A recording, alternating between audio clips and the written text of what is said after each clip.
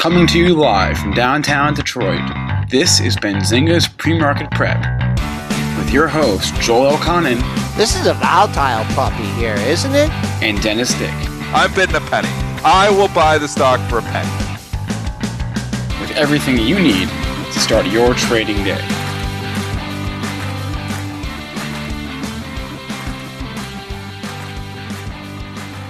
Good morning, everybody. Welcome to this Friday edition of Benzinga's PreMarket Prep. Spencer Israel, Joel Elconin, Dennis Dick. That's right. Joel is back with us from the great north. We'll call it Northern Michigan is the great North Shore. So we'll talk about I don't know, whatever Joel did over the week, but we got a lot to discuss from the market's point of view. We have Microsoft earnings. We have Boeing getting fined. We've got some Fed comments that were misconstrued, apparently. So we'll get to as many earnings and questions from our chats today as we can. Our guest will be joined at 8:35 by an old friend of the show, one of the first guests I think we ever had, Rachel Fox. She's now a commentator for ADVFN. She will join the show at 8:35. In the meantime, Joel, give us a quick recap of the overnight session and of your week as I unmute you here for a second. All right, let's first look at the S&P 500 futures trading up 5 points here back in the 3,000 handle. Pre-market high 3009.50, not much up there. Pre-market low pretty close to unchanged, 96.25. So we'll be keeping an eye on both those levels. We have crude in the in the green by 74 cents here at 56.16.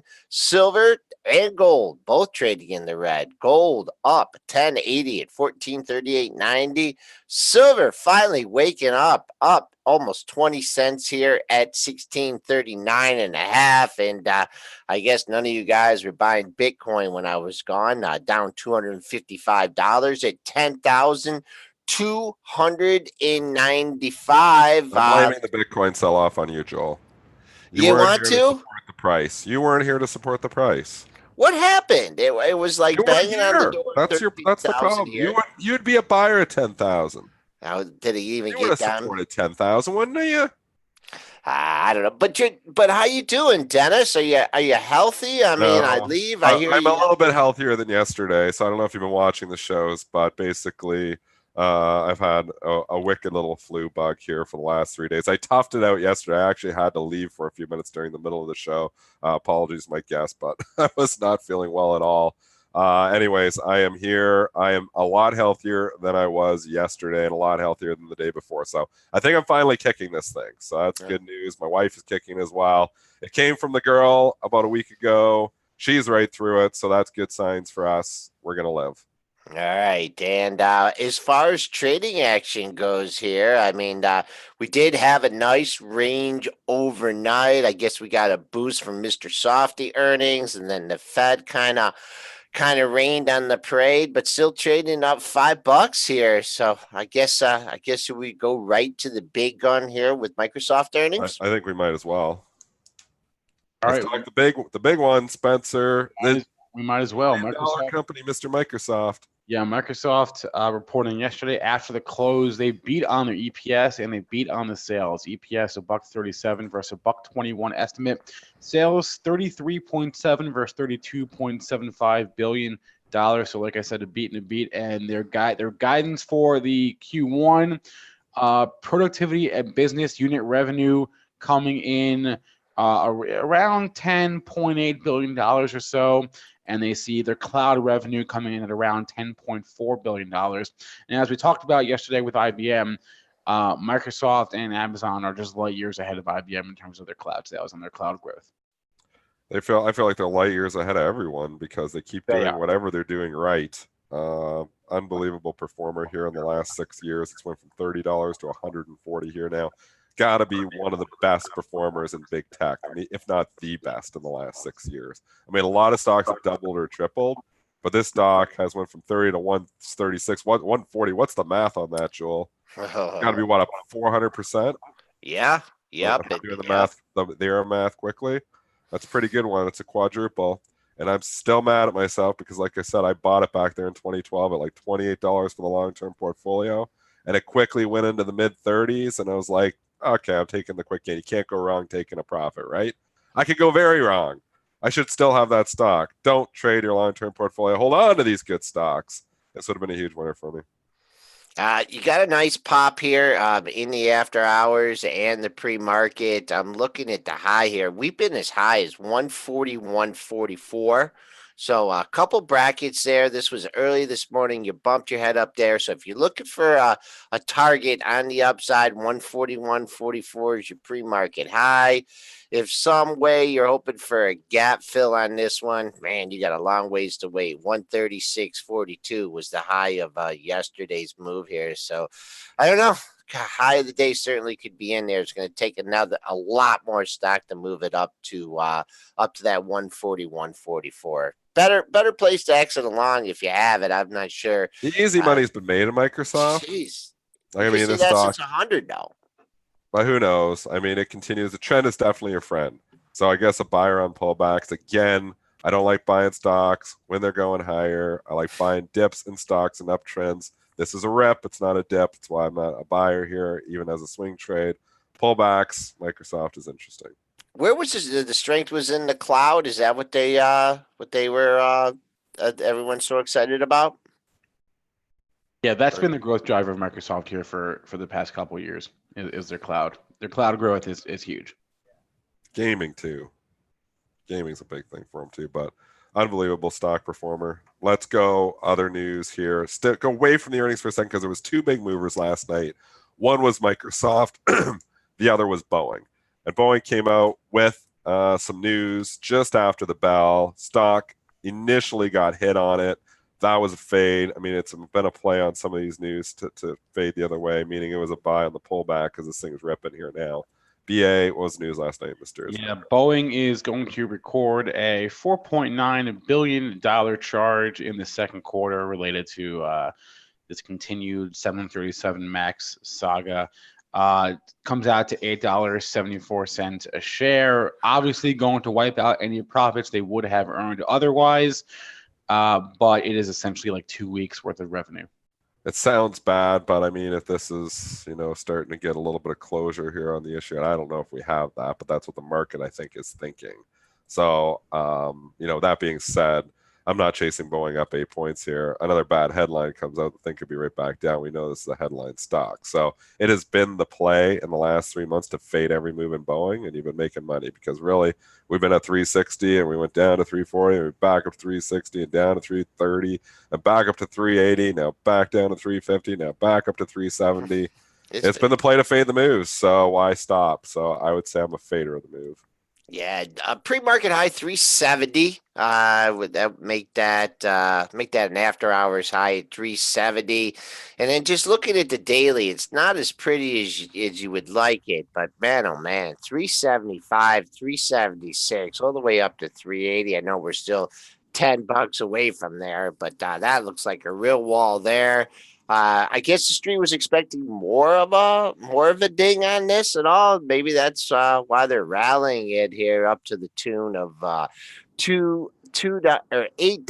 over 2%. I don't know. Same here. I mean, you've had your opportunities to buy this thing in a trading range, and the trading range is getting tighter here. So let's wait for a clean breakout over 380, and then some of the lows from last week were around 348 to 350 area, but do we have closure on this now? No, that's what I think that's what the market thinks. I don't think you're any. No, I don't think. I think it's one of those things where the market hates uncertainty, and now at least we know what their pain is. Well, yeah, the fine. Right. Well, no, it's not. Well, it's not a fine. It's just a charge that they're taking. So yeah. Okay. Yeah, but right. The planes still aren't in the air though. Right. Still the underlying issue. Are they? No, they're not. No, they're not. They're not in the air, and there's no timeline for when. You know what? Yeah, so there's no timeline. So these charges could become bigger still. Yes, but at least we know something. And that's what the market wants is more certainty, and they're getting that this morning. So, I mean, do we come in here and fade 370? It's hard to say. This is so headline driven. I'm just saying. I think if you're buying it here and you look at it a couple weeks from now, I think you lose money. But it's am I jumping in here myself and shorting it here? It's so much headlines, probably not. But I day trade everything, so you never know. I might jump in there. I haven't decided yet, but in any regard here, it's a very difficult stock to trade because there's so many headlines all the time on this, just random headlines like last night. And for what it's worth, Boeing says that they've assumed that they'll get regulatory approval for the 737 MAX to return to service in early Q4. That's what we're going off right now. Early Q4 to get approval to get these things back in the air. We'll see. And when are they on the docket for earnings? Well, their call is Wednesday, so the report should be Wednesday. Let me see here. The 24th. Is that Wednesday? Yes, it is. So the 24th before the opening bell. Well, they've kind of obviously already given the preview of it. There's going to be a big charge there. Yeah, they're not making any money, that's for sure. Yeah. All right. Back to the earnings parade here. Couple other ones from last night. Let's go to these couple new IPOs. People like trading these things. We were talking yesterday. CHWY, CHWY, reported earnings that ran up ahead of the report yesterday. So wish I was playing it. That's your classic run up ahead of the report. Started to take off in the afternoon and ran $1.50 ahead of the report.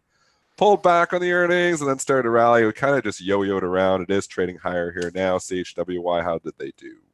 Well, they're growing on a year-over-year basis, which is definitely what you want to see for a new IPO like this. So they lost $29.5 million the last quarter. They lost $59 million in the same quarter a year ago. Sales were up $1.1 billion last quarter, $763 million a year ago. So they're growing their sales. They're losing less money. It's what you want to see. I don't know. I've said my commentary on this before is long term. I'm not a believer here, and I called it pets.com part 2. I don't know if it's I don't know, and maybe that's it being mean to it, but I don't know much about the story. Just when I look at it, just initial thoughts come on. I was like, online pet food. Yeah, it doesn't sound... I'm honestly surprised. But a lot of people use it. And apparently Kramer buys all his food on there. He's said it multiple times. I'm telling you, I don't even have a pet, and I know about them because people who have pets. Good advertising. People who know it's word of mouth. People who I'm surprised. Joel. I don't know if it's completely word of mouth. I see a lot of these advertisements coming at me. All right, so there's been a hell of a lot on marketing because it's on my TV all the time, and I don't even watch that much TV. I'm surprised Joel has not heard more about this, honestly. Are you gonna start buying when Joel starts buying his pet food on CHWY? That'll be the top. Because Joel will be the last customer. I'll be the last one standing here, or last one in. Me and you, Joel, when we come and buy a product, that's always the top because we are old school. We do things our old ways. And when they convert us, that means we're like the last people to convert. So that's always a sign. So if Joel starts buying food for his dog on CHWY, we know then that it's time to short stock. But that's going to be hard because Lisa's in charge of the pet food. Spinner says he uses it, and she knows everything through Amazon. So right there, we got a wall to go. There's also a wall at $34 here. Good point, Joel. Good stock, good bump over through 34.46. That was just quick, but they snuffed that out here. Now you're hanging out at 33.74. We've touched $34 a few times, and I look at the dailies, and there's a couple highs there at 34. So if this really wants to run, you're going to open up, boom, you're going to hold 34, and you're just going to keep on going. If it's going to run, it's going to be today. So I'm not saying come in here and short this all. Let's see what it does. This is the big day for CHWY. What does it do on this report? Because if it's going to take out that 34 resistance, it needs a catalyst. It has it right now with the earnings report. There will be some big volume people trading it off of the earnings report after 9:30. If it's going to run, I think it's going to be today. So this is going to be the tell. If this is a stock that runs up a little bit and then turns around and they start, smacking it, then I'd be concerned. So today is a very important day for stock of CHWY. Long term, I don't know if I'm a believer, but JV Spec uses it too. Short term, it's got a story still. These things can stay, these things can stay propped up even if you don't believe in the story. It can stay for a prolonged period of time. So I'm not shorting it, but I'm not buying it either. We'll see what like you said, a lot of good points you made there on both sides, and you're right. If there's a catalyst, we talk about stocks having a catalyst here. Here's a stock that's been a relative dog in the IPO, not to use a pun there, in the IPO market. This has been a hot IPO market. Yeah, that pun was intended. No, I'm not going to come back after being gone for 4 days and just be all punny. Intended pun. I'm calling intended pun. All right, but Freudian flip. All right, Okay. CrowdStrike. Spinner says, though, I didn't know, Spinner buys his insulin for his dog on CHWY and saves 66%. So our chat is a fan of the stock, it seems like, or at least a fan of the company. I don't know if they're a fan of the stock. So I've never heard of anyone who's not a fan of the company. That's my point. I don't know anything. I'll be a fan of the company too. I don't know what valuation issues are here. I just said I don't know if it's got the it's got taken on Amazon head end. Maybe it can. I mean, the stock isn't gone down either. So really, the bull bear debate is fully on in this thing. I would say as long as the stock remains above the lows of the move, which is basically the low from yesterday, major support down there, 30.79.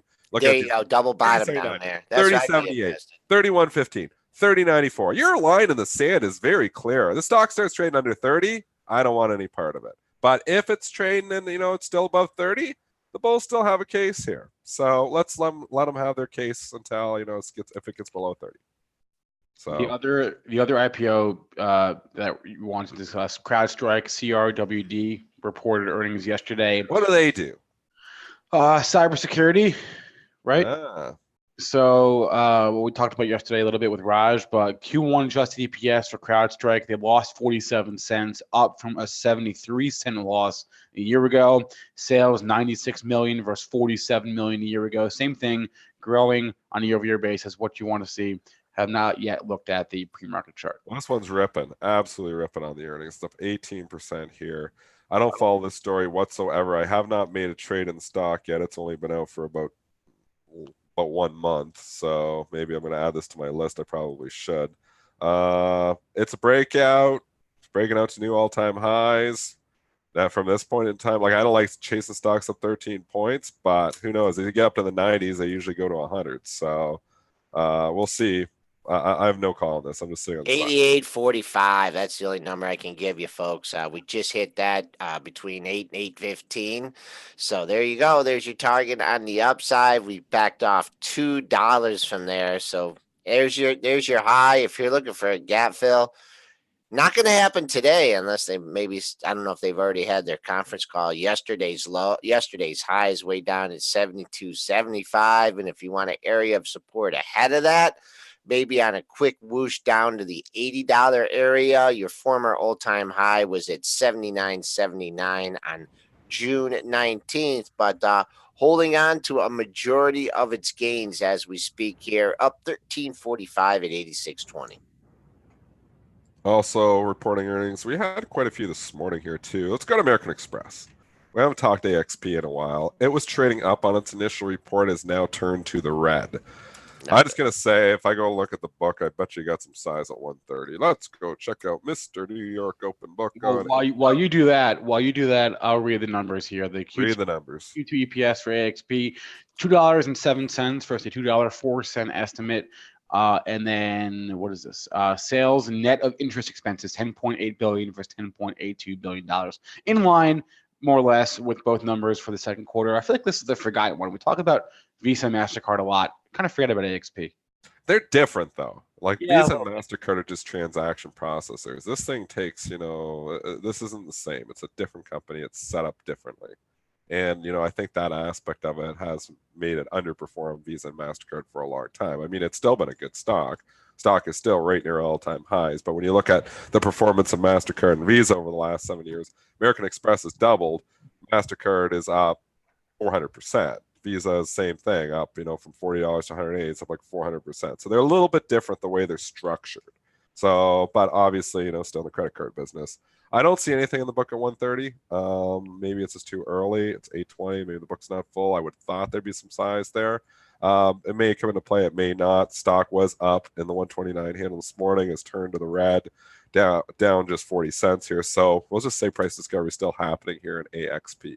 Yeah, 130. That was your AM pop, but that was stuffed out very, very quickly, and you had to break down. 126.44. So that's a nice pre-market range. I think when you set up the dailies here, you throw out that pre-market action. I'm really looking at 126.80. That splits your 2 and 3 day lows. So there's potential support. Also looking at the dailies, I like to keep an eye on that closing price from yesterday, 128.40, and then the high right above that. Actually, there could be a seller here at 129 because I look at over the last 3 sessions here. 129 splits 3 of your last 4 highs. So the closing price 128.40, and see what happens at unchanged. The all-time high in the stock was made on July 16th. That was Tuesday at 129.34. So getting a look at all-time highs here after a pretty good pre-market and after-hours range. Also, remember, Spinner reminding us option expiration today, monthly, third Friday of the month. So you will see some interesting opens often, where stocks will have a little bit more action there because the institutions are jockeying the stocks against their open option positions. Always at the close, too, you see some little wicked moves sometimes on the third Friday of the month. So keep that in mind if you're trading today. Back to the earnings parade here. Holy, there's just a ton of earnings here to talk about, but there's Schlumberger, BlackRock. I mean, Skechers. Maybe we should talk Skechers because it's up 13%. Yeah, up 13%. One of the Big top mover. gainers on my this morning. So Q2 EPS 49 cents versus a 34-cent estimate. Sales 1.26 versus 1.22 billion dollars. So they beat for the second quarter. The Q3 EPS guidance, the estimate was the very low end of the estimate was the very low end of their guidance. So 65 cents to 70 cents is the range they gave. 65 cents was the estimate there. Sales guidance also coming in higher in the same way. The estimate was at the low end of the guidance. So good report. I guess this is a bullish dad trade. I got a pair of Skechers. I'm a dad. I don't yet, but when I become a dad, I will, most likely. Joel, do you have Skechers? I have one pair. And they're okay.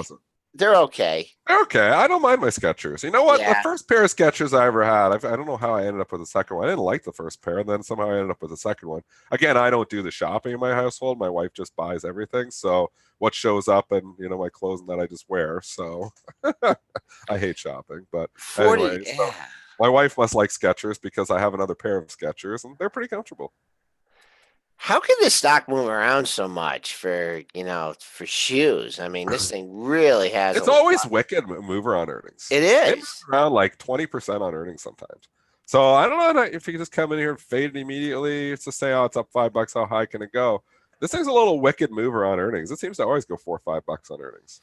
Yeah, it got real excited when they put up a 40.59 print in that. That was after hours. Since then, cooler heads have prevailed, and they're really not even letting this thing touch 40 here. I think someone has 40. Nice round number on this after you were under $28 in June. Here you are kissing 40. So I don't know if there's nothing super relevant. Maybe if I go drill on the dailies, I can find something. But nothing on the monthlies to 43.08. But man, 40 just be a nice target there, just from a whole number perspective. If it starts to roll over, you got a long ways down to top of yesterday's range at 34.84. I don't think we're going to give it all back here, but I don't know. A nice run up ahead of the report, a nice run up in June. Haven't traded over 40 since April of last year. I don't know. I'd be more prone to taking some profits here than trying to play this on a gap up. I would love to see a note or a paper, just correlation of the birth rate with Skechers, because that's got to be an indicator. One is an indicator of the other. I'm now convinced. What about kids? Old dads buy Skechers and no young people do. Exactly. Yes. So so the demographics isn't in their favor. It's got to be Skechers. Once this Joel generation kicks the bucket, then it's over with. And then Skechers story. No. If the birth rate goes up, Skechers should go up with it, because that's how it'll work. Anyway, okay. What else do we have? Oh, you know what? We didn't talk about Red Robin, RRGB. It's back. It's back in. We're We're back in play. We're back in play. Okay, give me the specific details on this. So I know this is the same activist that basically said we're going to try to buy the stock at 40. The stock went to 35 and pulled all the way back. Now they're saying we're going to buy it at 40. They're saying the same stuff again. Did they get financing this time? No, they just confirmed that they received it. Brent's doing the jingle on my ear. It's very distracting. Red Robin confirmed the receipt of unsolicited conditional $40 a share proposal from Vintage Capital. So yeah, same firm from a month or two ago. Yeah, well, they were talking about this already. This is a Carl Icahn move. We talked about this before when I said it wasn't buying at 34, 35, and the stock proceeded to go back down to 2029. Obviously, I should have bought it. That's back at 35 here again. No, but so it's a slightly different headline. The headline a month ago was from Vintage Capital. Yes. Saying that we would offer 40 a share. Okay, how is this different? The headline yesterday is that Red Robin, we got their offer 40 a share. Okay. So is it conditional upon financing? Because I think that's always been an issue there too. Is there an out in here? Man. I just don't. We've seen this bullying activist stories before, where Carl Icahn. Remember with Colgate, I'm going to buy it at 82. I'm going to buy it at 82. And and obviously maybe should have because Colgate. Well, no, it's 73. But we've seen this story before where the activists get in there, they make a big purchase, and then they start talking their buck like crazy. Oh yeah, we'll take a profit, and it makes the stock pop up. It's at 35 for a reason. It's not near 40. So there's obviously some people who are skeptical of this. I'm one of them. So I don't know if this, maybe it is. Maybe they really are going to take it off the board at 40. Wow. Risk Arbs are saying there's a chance that they're just bullying this thing around again. I'm saying the same thing. This might just not be as, obviously a legitimate proposal. They put it there. But if there's out clauses, do they have the financing? Those are the questions I'm asking. I have not read the official thing to say, okay, this is, a done deal. If it was a done deal, the thing would be at $38 or $39. So I'm telling you, from the market is saying that there is some holes here. And I just wonder if this isn't just bullying it up again.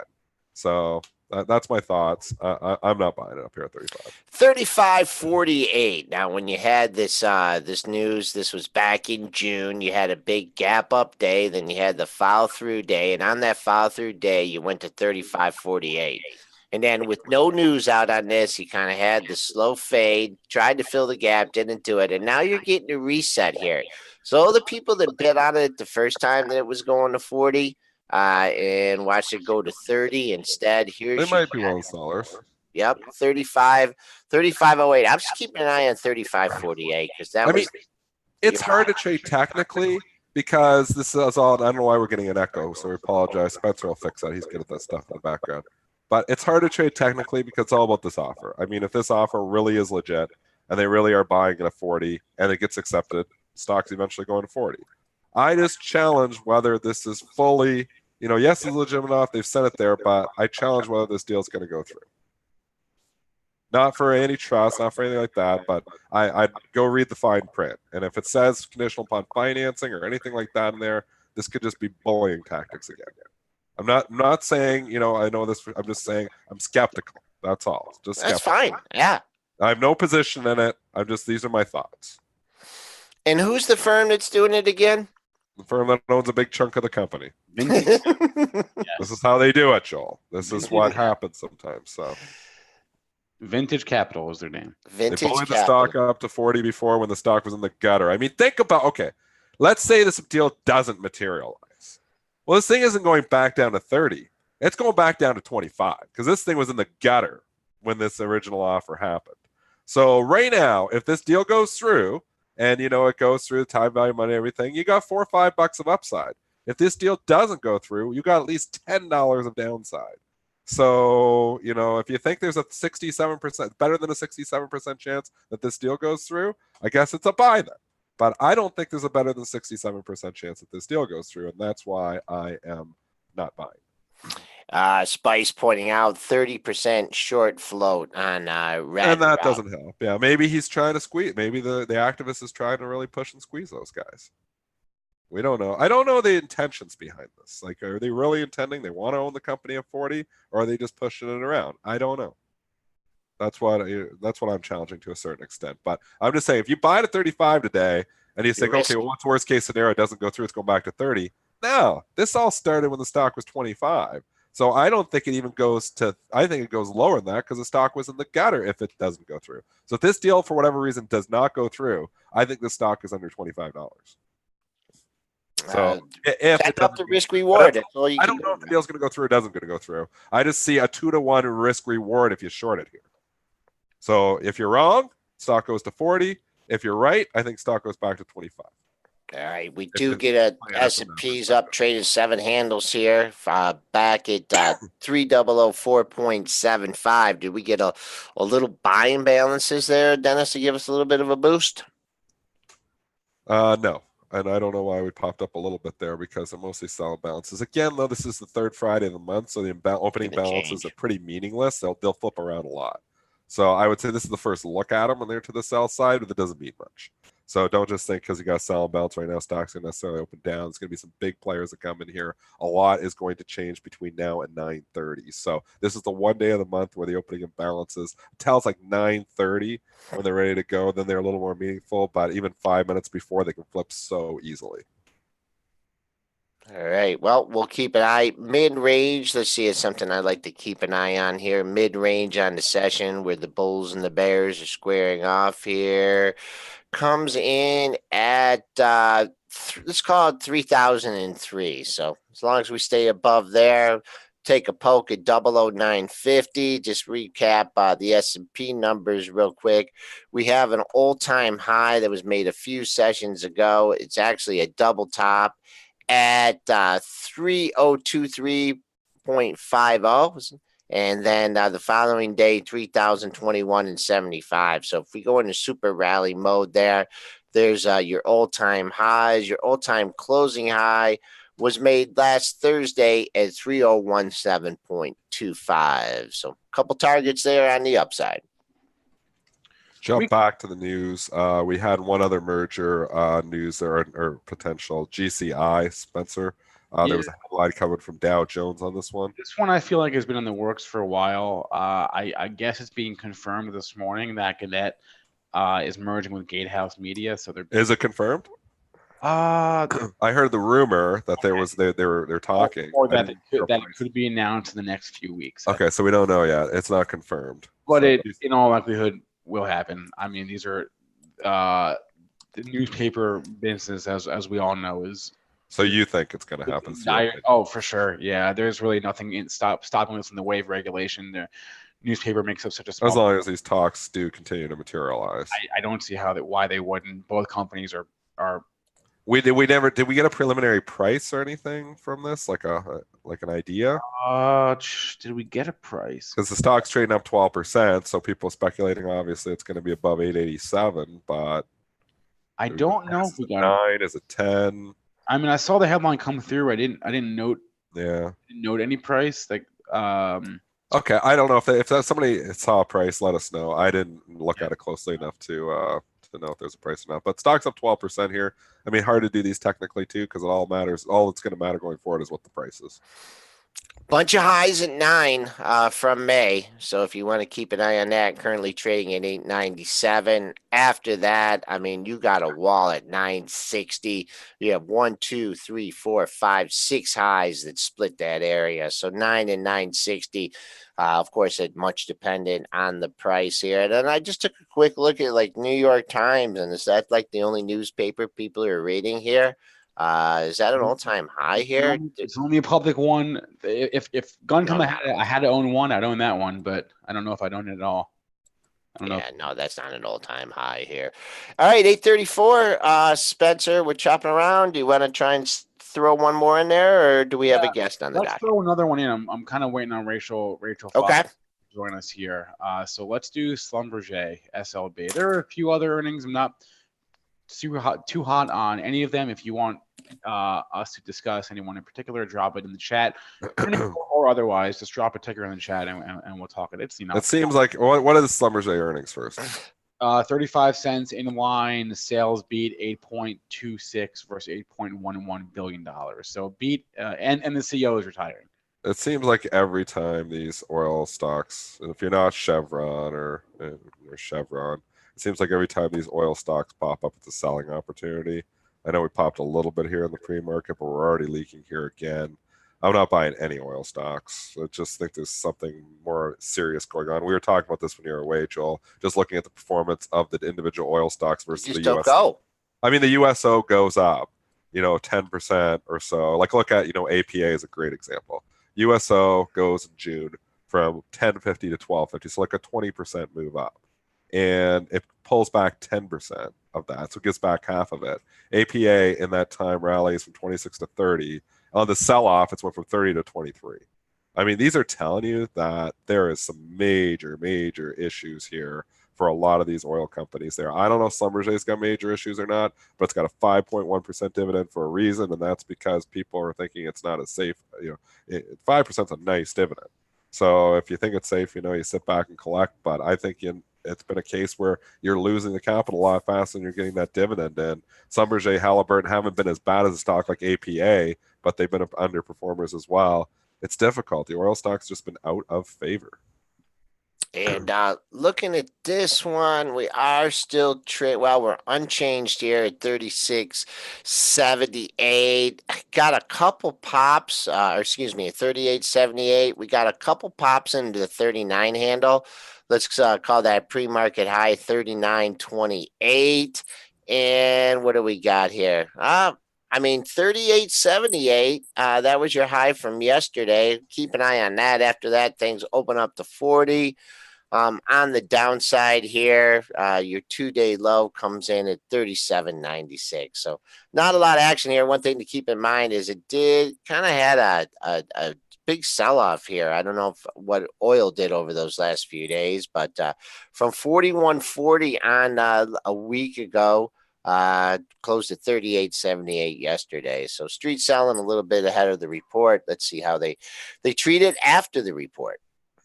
All right, I'm not sure where Rachel is, so let's just keep on rolling through. Like I said, if you have a ticker you want us to discuss, drop it in the chat, and we will do so. There was a couple more earnings, but nothing too crazy. So let's move over to ratings here, because there was a couple ratings that caught my eye. One of them being WW. Yeah. An upgrade this morning from D.A. Davidson to buy. I mean, this one here is starting to show life. So dogs are barking. We talked about this one showing life a while ago. Really, it could not get down below 18. It's a complete dog. I mean, you look at it from a year ago, it was $100, $18. So it's showing life. And I think I even said, I don't know if I said, I'm pretty sure I said that I thought eventually this thing is starting to turn around. Maybe I'm just dreaming this up, but when this was like $21, I think I was talking about this thing could, rally back to 30. It would still be in a significant downtrend, but 20 to 30 moves, a 50% move higher. I mean, it's halfway there, more than halfway there now. I still think this thing could go to $30. I mean, I don't know what the short interest is. I haven't looked at it that closely. I don't have any position in it at all, but it stopped going down and it started to show life a month ago, and it's still showing life. Now you get some love from D.A. Davidson, which for whatever reason, D.A. Davidson is a mover. I don't know what, maybe it's because they cover a lot of mid caps and they cover stocks that a lot of other people don't cover.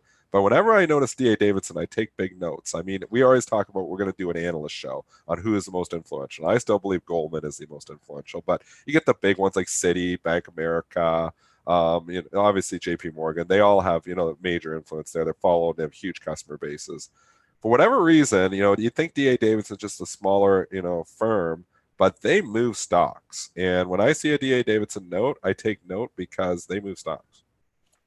And well, who got this one going? 6% of this note. Who got this one going? And I just want to double check here. I'm going to Benzinga Pro here. I believe it was JP Morgan. Was it? Let's see here. Could be right. I could be right. Let me go on. I'm a little slow on my pro today. July 11th. They upgraded. Yep, they upgraded to neutral. July 11th. And that was it. You had a gap and go on that day, and never really looked back. Yeah. Now you get another. You're going to get another maybe gap and go here, because I don't think this is going to be one that just gives it back. In my opinion. So stocks get short. Shorts get stuck on things like that. You know, when you have, oh, we're just sitting at 22. I'm going to be able to bring it in at 20. Then you get a gap and go, and now you got another gap and go. I tell you, there's a lot of red candles here on the monthlies to chew through. But shorts are turning. You're up $1.55. I keep an eye on the pre-market high of 26.98. You know, we're right there right now. And man, if you start getting it figuring retracement land here, I mean, you got a long way, probably even to go to the 0.318. You had an all-time high at 105.73, and you got down to 16.71 in May. So I wouldn't want to be short this one long-term or short-term. Here's an interesting one too, just because we've had so many downgrades of this stock lately. Alcoa downgraded Jefferies. I do own this in my long-term portfolio. I wish I didn't. It's been a horrible stock. I've had it in there for years. It's been awful. But probably should just get rid of it and take the write-off. But how many downgrades have we had in Alcoa? I feel like it gets downgraded every other day. Well, they just had earnings, so no. But go back in the pro for the last like. All month. right, they've had. Well, you got it my back on this. Haven't we seen like I feel like we've seen 4 or 5 Alcoa downgrades. You're not wrong. You're not wrong. We've seen 3 downgrades in July alone, and we saw 2 in April. Okay, so in the last 3 months, we've had 5 downgrades of Alcoa, and in July we've had 3. And in the face of those 3 downgrades, the stock has went up. So it's down here again today. I actually did short it on the headline there last night. I've covered it already here this morning. I think this is one that could turn around and go green on this. I have just no trading position, just a long-term position in it right now in the long-term portfolio, and which I don't intend to sell anytime soon. But why not? Why not? You usually are pretty active. You just hold it on. I've been in Alcoa for like a decade. It's been horrible. It's been the worst one. I'm going to get rid of it eventually just for the tax write-off probably. Sure. I got Elconin from it, so I'd have to go figure on it. It's I probably haven't sold because it's a nightmare of figuring all that stuff out because you got a spin off for the tax guy of Elconin, and then they did a split of this. And I got partial shares. It was just a nightmare. Anyways, bottom line here, I've owned this stock for a decade. I guarantee you I'm down in it over the course of the last decade. It has not been a good performer. Had the nice run 2018, should have sold it then. Back down here in the gutter. But that being said, the stock has stopped going down. The stock is not going down on downgrades. It's interesting as a long, actually. So, Jeffries, sorry, I'd be fading you. I actually think this could be a buy down here because it's just stopped going down on bad news. What did they do the split off with our? This is a better question. When we just had earnings, right? What were the earnings? Yeah, we just had was it yesterday or the day before? It was recent. Yeah, was it yesterday? It was 2 days ago. It was. What were the numbers? The EPS, they lost a penny. They're supposed to lose 13 cents, so that's a beat. Revenue 2.71 versus 2.76 billion dollars, so that's a beat. Did they give any guidance here? They reaffirmed their shipment outlook for the year for a few. Stop going down. That's the one thing going for it. It was a nice, actual wild range yesterday. I guess that was off of the earnings from the day before because 24.50 down to 22.50. Pretty wild there. So, anyways, I find it interesting here. I find it interesting. If it started trading down, making new lows on the move, like maybe you give yourself all the way down to 20.82. You're talking real long-term swing trade here. Maybe you're risking 7-8%. Trying to say, hey, maybe the dogs are barking. Maybe this could pull a Weight Watchers and get back up to $28, $29. It's thicker than Weight Watchers, so it's going to be a lot harder road than that because liquidity is the stock's just thick. But it stopped going down, and it's had a lot of downgrades, so it's been doing well in that for that reason. I like it under $23. Yesterday, 2 and 3 day lows. Let's just call it 22.67. That splits the lows. Another low at 22.68. So see if they can press it down there into the support area. If you're looking for any kind of meaningful rally, which might be hard here with the downgrade. The close from yesterday, 23.41, and that was just below the high from yesterday, quite a bit below the high. So clear the close, 23.41. Yesterday's high way up at 24.63. All right, here's a question from our chat. Sure. McDonald's, are they at an all-time high?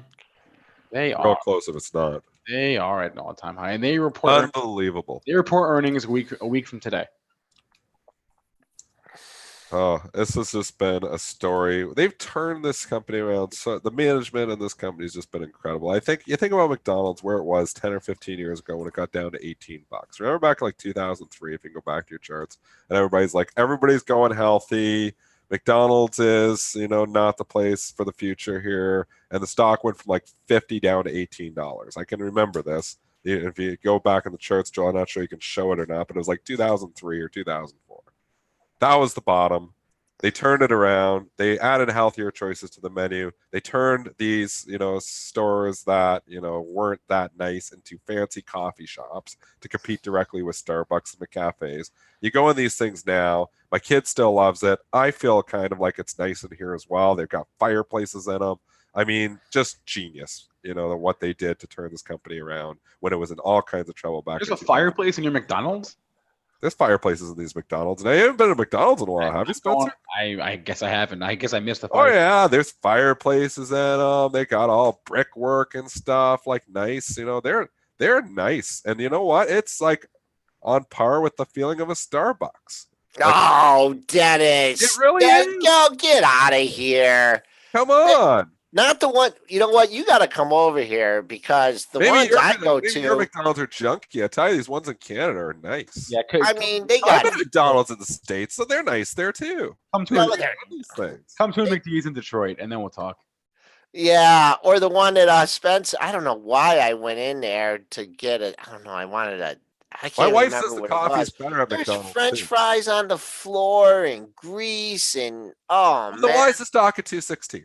I have no idea. I just told you why. Because you got this. You probably. When's the last time you were in a McDonald's? Yeah, see, he's talking and he's talking tongue in cheek here. He has not been in a McDonald's in a long time. You know how often I go to McDonald's? Probably twice a month at least, because the kids demand it. The kids love it. And I go in there now, and they have so much going on. We walked into the McDonald's like 3 weeks ago, and I walk in, and they hand my kid an ice cream cone. Just out of the blue, like we're waiting in line. They come and hand him a kid, and they said, I'm like, what's this all about? And they're like, it's a magic moment. So they have these magic moments in the McDonald's, and they just give the kid a free ice cream cone. I mean, that costs them like a dime to do that. You know what? I told like a whole bunch of people that story. I think I've even told them the show twice. They're just smart. They're like, stuff like that is so smart. They've got, obviously the play centers, the kids like that, those in there as well. But the feeling at a McDonald's is completely different than it was 20 years ago. All right. I want to bring it back to the chart here and trade. 2 all beef patties, special sauce, pickles, tomatoes on a sesame seed. I just want to point out that the valuations of or the forward PEs of Starbucks and McDonald's are a lot closer than I thought they were. But let's bring it back. What's the forward PE on MCD? I'm on. So Starbucks is 29, McDonald's is 26. Okay. So that being said, all this like nice, really talked up the company. This is why it has performed so well. If you're coming and buying at 216 now, you are buying somebody else's profits. This broke out at 120. It's up 100 points in 2 years. It's trading with a P at 27. Now you get to a point where the easy money has been made. I'm not buying McDonald's up here. But I think there was a reason it went up this high. I wish I would have, noticed all this stuff 5 years ago about stock. All right. Why did we go to 220 here? Was that a bad print? I see a 220 print here. Oh yeah, those are just odd lots. Yeah. Okay. Just strike that from the record here. 215.95 was your high yesterday. Dennis, anything at 216 there in Mickey D's? Look at the buck. Yeah, I mean, on this McDonald's too. Weren't you talking about a seller in this? He's seen the flat screens and the fireplaces, so he's been to some nice ones. And then we've got JV Spec talking about a kid peeing on the floor in one of them. So I don't know. I didn't realize this is such a divided company. It's divided. This is like a Tesla. This is like, I knew you were going to bring Tesla into this. Yeah, because Tesla, you're either bullish or you love it or you hate it. I guess the same thing with McDonald's. You love it or you hate it. I'm a McDonald's fan, the company, not the stock right now. The stock's too expensive. I don't see anything in the book, Joel. Okay. I go all the way up to like 220 to find some size, 31,000 shares at 220. That's not coming into play. Wasn't there a big seller like 9,000 shares? You were talking about that like every quarter up. It was that another? Oh, yeah, I guess they took them all out. Was that McDonald's? I can't remember. Goldfish I just here. I see this by 216. I mean, really nowhere to go. This is on a monthly tear here. You have not had a down month in this stock since December when it went to 188.51 to 177.57. It's been straight up every month. So regardless of the extremely dirty floors, greasy hamburgers, and stale fries, Nice fireplaces and flat screens and magic moments. yes, I guess that's what we need here. Right. But, Sticking with this theme, LJV's in the YouTube chat dropped CMG in there, so we might as well do that. So we just talked about. We're talking all. I mean, this stock, it just keeps going up. Me and Joel had it wrong, and then we had it right for a long time. Now we got it wrong. I have no idea why this is $764. The trend is your friend, though. Just trade it technically. Every pullback's been a buy. I don't know why it keeps going higher, but it continues to go higher. I don't get it, but it's not going to my long-term portfolio. But as trades, it's been the trade has been bullish, and it continues, and it's right there trading around highs again. Why is it going to stop? Could go to 800. 765.99. That was your high from yesterday. That was an all-time high. The 0-time closing high right there, 764.04. Is Ackman still in this, or did he get out? This is his whole turnaround story, Ackman. Yeah, this has made Ackman back in the spotlight. Pretty much. I think he's out. No, I don't think he's out. No, I don't think so. This is like his turnaround story. Remember, Ackman was like one of the best money performers in the first quarter. This CMG had a lot to do with that. Here, wait. Let me go look in the pro real fast. Is it like 400 or 420? As of the last 13F day, so as of the end of Q1, he was still in Chipotle. Oh yeah, I think he's still in. He's riding the winner here. Yeah, he's long term, man. Ackman is 1.8 million shares. He's not in and out. He's never in and out. You got to give him that. He's got a little bit of the Warren Buffett approach in him there. Long term hold. He's got $1 billion stake in this guy. So, all right. He's doing well in CMG. You got some other from me on YouTube we dogged you for a while there. There's a good call on this one. Someone asking real quick what the forward PE on Chipotle is. Probably very high. Let's see here. That's super high. 57.8. So yeah, that's not what you would expect for a restaurant, but it's Chipotle. So it's Chipotle. What about other questions from the YouTube chat? What about Malincrot here? MNK. Oh, the doghouse. They can't get anything going right. I mean, they had a terrible headline there. What is a week and a half ago? One of the drugs again. You know, this story looks like it's in trouble to me. I mean, it was $32 stock back in 2015. It's $7 here now. Every time we bring it up, it seems like it's 50% lower. I mean, we've talked about it at 15. We've talked about it multiple times in the show. Continues to go down. Trend is absolutely not your friend. I think all rallies to be sold in MNK. It looks like it's on the death merge. I don't know if that's true or not. Like I'm just saying from a stock perspective. Oh, looks horrible. This looks like it's going to zero. I don't know if it is. I don't follow the company close enough to know, but I know they got major issues. When stock goes from 130 to 7, they got major issues. And this thing continues to go down. Every rally gets sold. So maybe it eventually turns around, but I'm not banking on that. And what's the old value? What's Valiant now? It's come back a little bit. BHC. It's come back a bit. I mean, the generics have had their trouble and their struggles here, right? Like Teva, nobody struggled more than Teva. Teva's at $7 here now. But even Mylan Labs, 17. So the generics have been out of favor. BHC's come back a bit, but it's pulled back just recently here. It actually BHC sets up a little bit better here right now. Because daily. I've never seen this on a daily before. Just back and forth, back and forth. Yeah, you know what? And Teva's went straight down in the last year and a half. Mylan Labs went straight down last year and a half. BHC is performing well. Like I kind of grouped them together because it got a lot of generics. So you look at BHC and you're like, it hasn't went down in the last year and a half, where the other ones have been like halved or down 60, 70%. It's held up okay. So I don't know, 20 to 26 has been range bound. You're right in the middle of it right now. So I guess it's a coin flip here, but it's been a buy down near 20 and it's been a sell up at 26 BHC. So I guess keep trading her that way. All right. I did see some questions here. I mean, did ISRG report? I mean, we usually don't like these higher price stocks, Intuitive Surgical. Yeah, they beat and they beat. So they beat and they're beat. and they're down. I don't know. Down $1. It was up a little bit. I mean, these are hard. It's hard. It's like I said, this is up. Look at it yesterday into the print though, Joel. It was up $17 into the print, right up against that 540 resistance. So once you rally that much into the print, you got to really blow it away to go higher. So expectations were raised even yesterday for the stock, just because it was up so much into the print. So it's difficult. It's difficult for stocks. A lot of it's just on expectations and recent expectations. And when stock goes up 3-4% into the print, to go higher yet, it's got to really blow it away. The bar is set higher. If stock falls 3-4% into the print, it doesn't have to do as well. It was like the UNP story. The bar was set so low for UNP because of CSX, it rallied it all back. So they were beneficiary reporting second. Tuna Surgical, its own animal. Obviously, there's not a lot of comparatives there. But ISRG, it's holding up considering that it was up yesterday. Yeah, give it back some of those gains. Yesterday's low is way down at 521.39. So if you're looking for a drop or reset from yesterday, that's yesterday's low here. You mentioned KSU. Did I see they reported here? Oh, was that? Yes, they did. Yep, that was this morning. Missed it. That was at 8 o'clock, right when the show was starting. They beat on the EPS and they beat on the sales.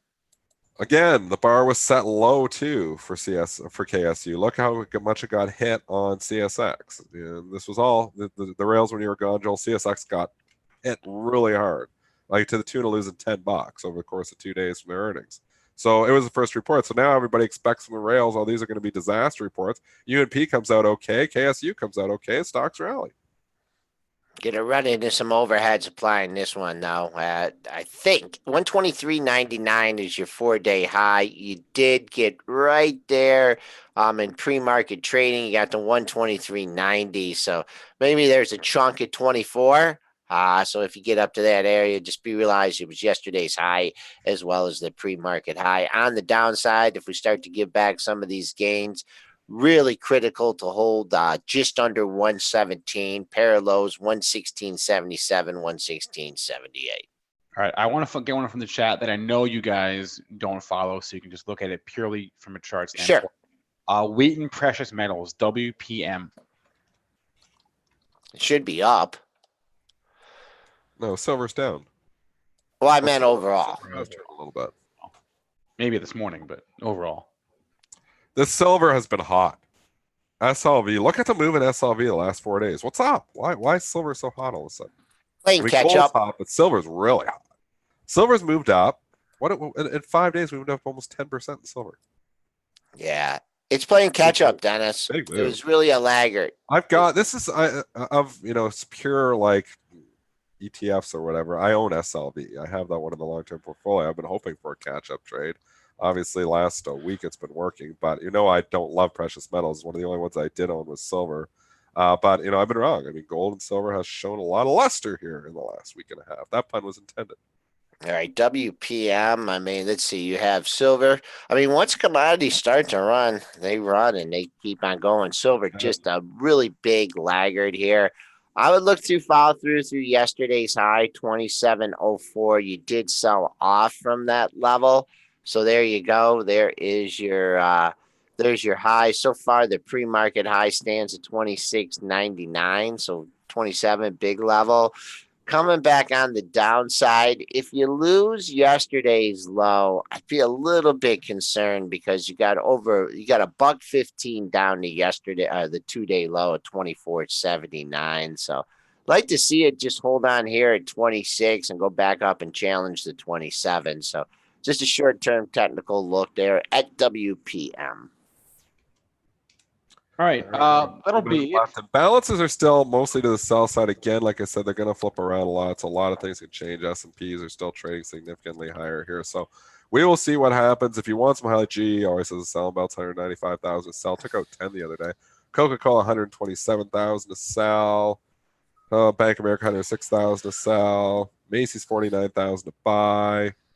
They're mixed here right now to a certain extent. More to the sell side. I would expect that to change a lot by the time we open, though. All right, that'll be it for today's show. Thanks to everyone who joined us and participated via our chat rooms on YouTube and premarket.benzinga.com. If you missed any part of our show. You can rewatch it on YouTube or catch a podcast available iTunes, SoundCloud, Stitcher, TuneIn, Spotify, wherever you get your podcasts. You can find our show. Any questions, comments, concerns, email us premarket@benzinga.com. And please remember, all the information from our show meant to be used as informational purposes and not for trading or investing advice. All right, everyone have a great weekend. We will see you on Monday morning.